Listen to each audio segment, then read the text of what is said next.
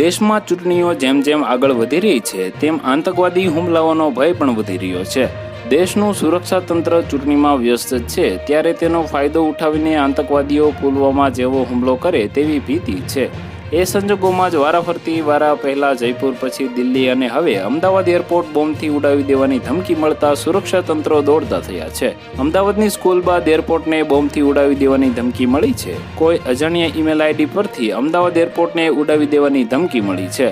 આજરોજ બપોરના સમયે અજાણ્યો ઈમેલ આવ્યો હતો। એરપોર્ટ ઓથોરિટી દ્વારા ગ્રાઉન્ડ સ્ટાફ અને એરલાઇન સ્ટાફને કડક સૂચના આપવામાં આવી છે। તમામ મુસાફરોનું સઘન ચેકિંગ થઈ રહ્યું છે।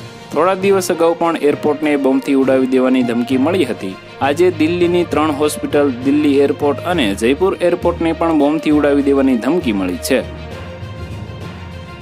તો વધુ માહિતી મેળવવા માટે ચેનલ સાથે જોડાયેલા રહો। વિડીયો પસંદ આવે તો લાઈક કરી દેજો। ચેનલમાં નવા છો તો સબસ્ક્રાઇબ કરી દેજો।